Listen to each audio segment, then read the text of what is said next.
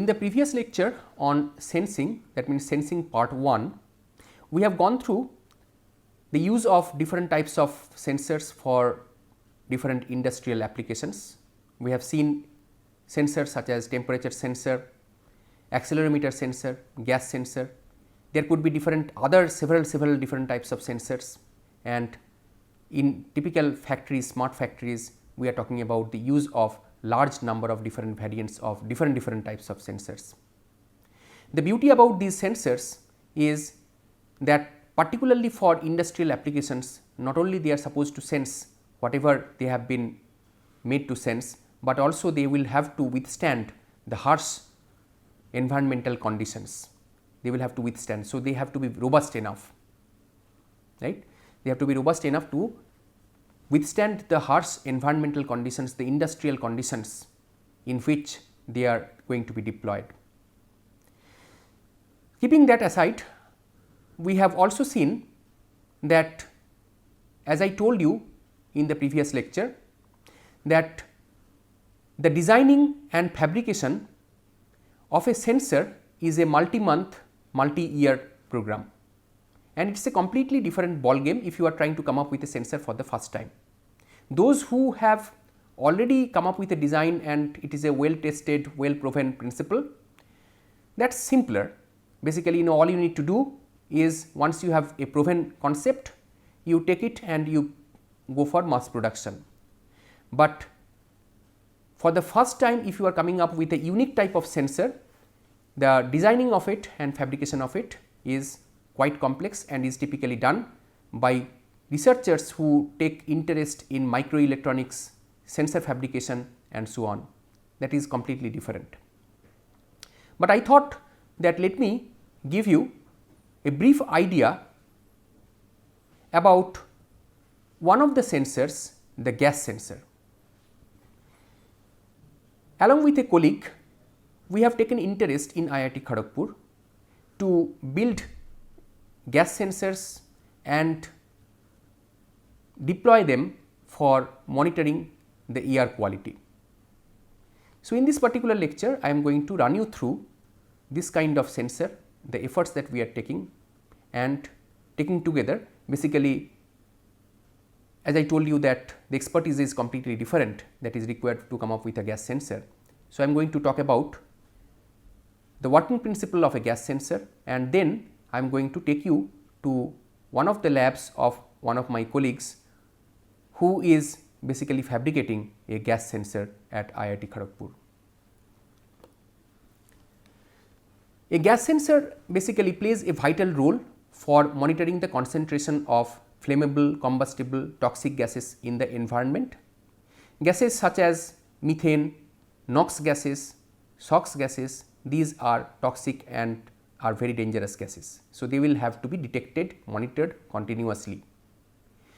If we are talking about air quality monitoring is very important in today's world, because the entire world, throughout the entire world, somewhere less, somewhere more, the air quality has degraded due to the emission of lot of harmful gases into the environment.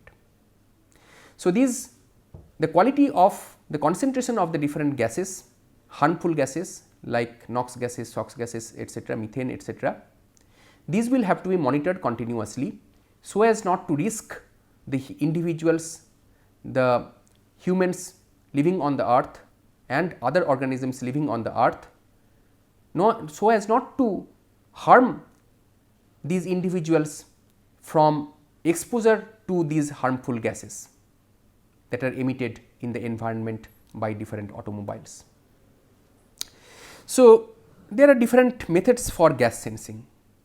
Gas sensing basically can be done with the help of optical methods, acoustic methods, chromatographic methods, calorimetric methods, can be done with moisture absorbing materials, carbon nanotube based materials, polymer materials and metal oxide semiconductor materials. These ones basically are the electrical variants. That means that these type of gas sensing methods like these ones, they look at the change in the electrical properties of the environment where these different gases are. Changes in electrical properties like changes in the current characteristics, changes in the voltage characteristics, changes in the resistive characteristics of the material, the environment where these harmful gases are or the concentrations are raising, and these then basically send these different signals in the form of resistance values or resistance or current or voltage or whatever. These methods basically are the different other methods. So, we will look at in little bit more detail about how to fabricate a metal oxide semiconductor based gas sensor, because that is the facility that we have in our campus, and I can brief you little bit about this particular method of metal oxide semiconductor based gas sensing.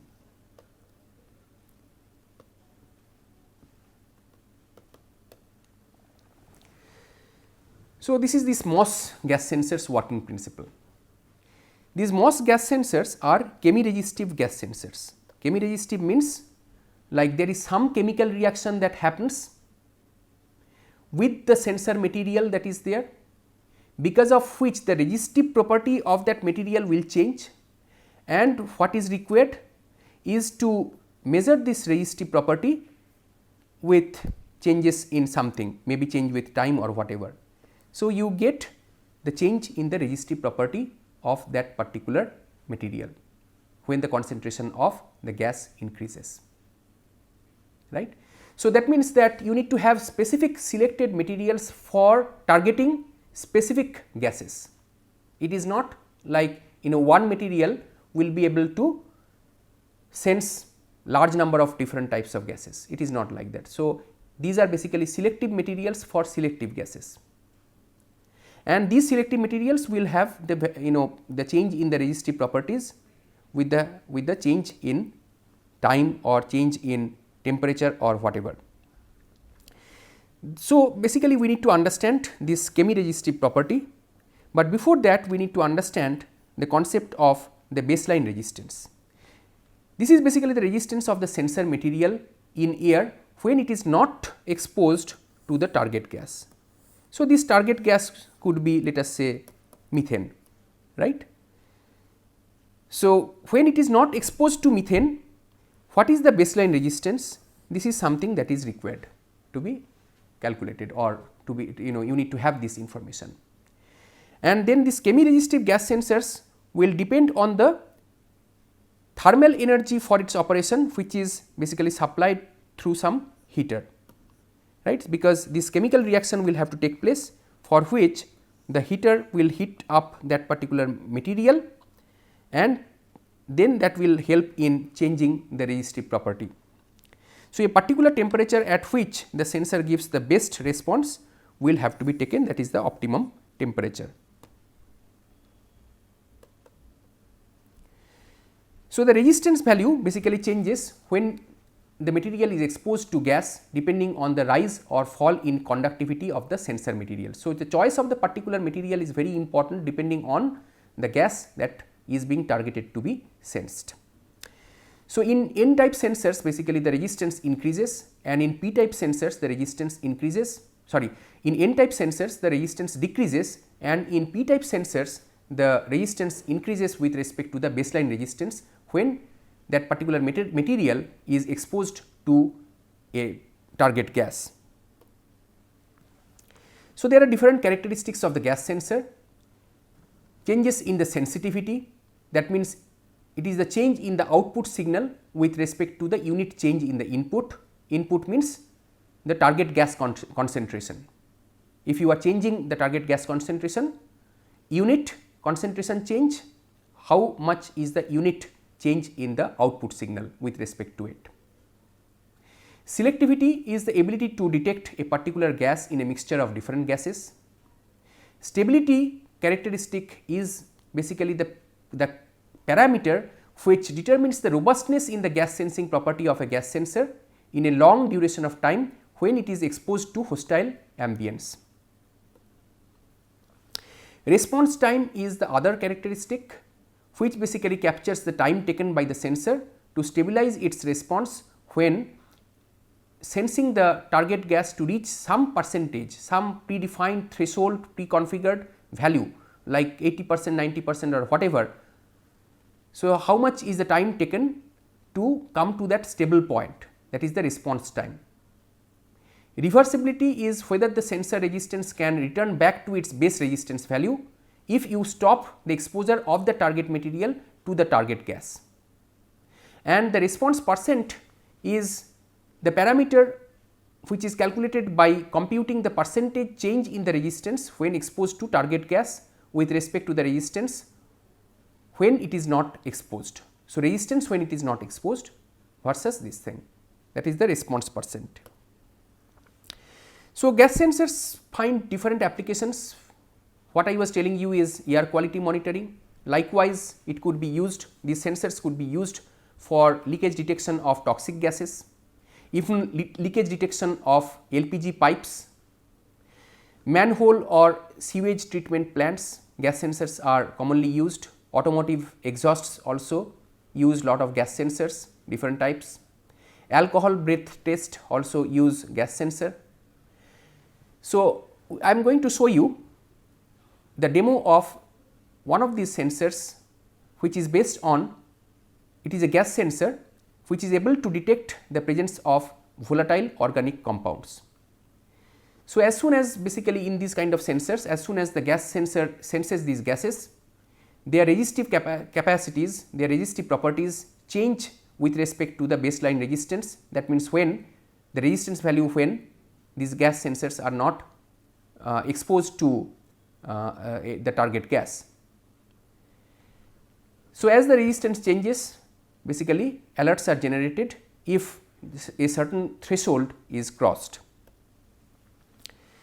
This is the overall block diagram of a gas sensing system.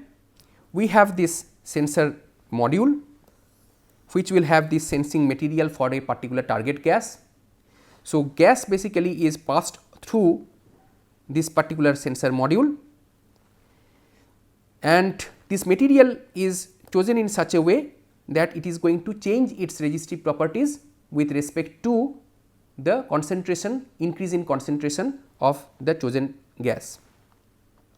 Then you have the analog temperature controller which will basically monitor or control the temperature variation, because I told you that we need to have some heater in order to start these chemical processes of these materials when the gas is passed through them.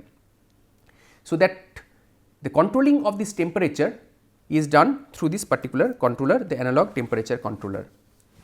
Then you have some kind of a microcontroller which will help in doing some processing of the data, the analog or the digital data that comes into the microcontroller, and then some kind of alert like some buzzer or something could be used in order to generate the alert. So, this will be like an actuator, right. And then you also have kind of a PC which will help you in the overall monitoring and processing. It could be a PC or a laptop or anything, any other computational device.